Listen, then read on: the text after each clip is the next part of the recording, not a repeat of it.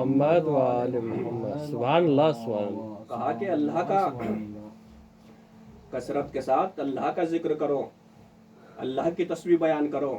یہ تسبیح کون سی ہے جس کے لیے کہا کثرت کے ساتھ اللہ کی تسبیح بیان کرو؟ پانچویں امام کہتے ہیں، کہا کہ ما عبد اللہ بشیء من التحمید افضل من تسبیح فاطمہ ولو کان افضل لنحلہ الی فاطمہ۔ کہا کہ تحمید میں، حمد میں تسبیح فاطمہ سے بہتر اور افضل کوئی ذکر نہیں ہے۔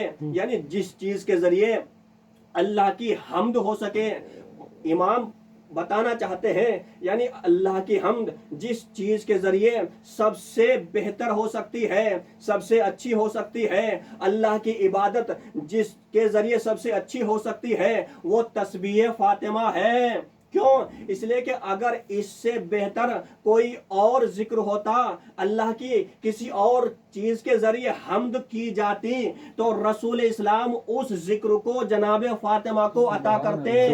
اس لیے کہ اللہ نے نبی کو کوثر عطا کیا ہے، یعنی اپنے خزانہ قدرت سے جو سب سے نایاب تحفہ تھا، جو بہترین تحفہ تھا، وہ اللہ نے نبی کو عطا کیا ہے۔ اور بار بار اللہ نبی سے کہتا رہا وَلَسَوْفَ يُعْطِيكَ رَبُّكَ فَتَرْضَىٰ، ہم ایک ایسا تحفہ دینے والے ہیں، ایک ایسا ہدیہ دینے والے ہیں جسے پا کر آپ خوش ہو جائیں گے۔ یعنی خاتم النبیین بنایا اور رحمت للعالمین بنایا، تہا نذیر مزمل، تمام عہدے اللہ نے عطا کر دیے، لیکن یہ نہیں کہا ہم ایک ایسا تحفہ دیں گے جسے پا کر تم خوش ہو جاؤ گے۔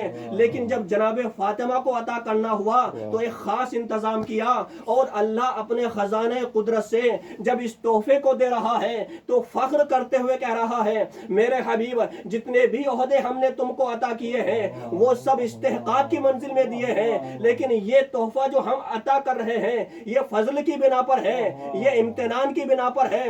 اللہ فخر کر رہا ہے، یعنی جس تحفے کو جو سب سے نایاب تحفہ تھا وہ اللہ نے نبی کو عطا کیا ہے، اسی طرح جو سب سے اہم، سب سے افضل چیز نبی کے پاس تھی، نبی کریم نے اس تحفے کو، اس چیز کو جناب فاطمہ زہرا کو عطا کی ہے، وہ تسبیح فاطمہ زہرا ہے۔ صلوات پڑھیں محمد و آل محمد پر۔ اللہم صلی علی محمد و آل محمد۔ اسی لیے تو اس آیت کے متعلق جب چھٹے امام سے پوچھا یا ایھا الذین آمنوا اذکروا اللہ ذکرا کثیرا وسبحوہ بکرۃ واسیلا، مولا اس سے مراد کیا ہے، اس کی تفسیر کیا ہے؟ تو چھٹے امام نے یہی تو کہا من تسبحت تسبیح فاطمہ زہرا فقط ذکرا ذکرن کثیرا، کہ جس نے تسبیح فاطمہ پڑھی تو گویا اس نے تھوڑا ذکر نہیں کیا ہے، بہت زیادہ ذکر کیا ہے۔ اس لیے کہ یہ کائنات اللہ کی نعمتیں، ان تعدوا نعمت اللہ لا تحصوها، یعنی اللہ کی بے شمار نعمتیں ہیں،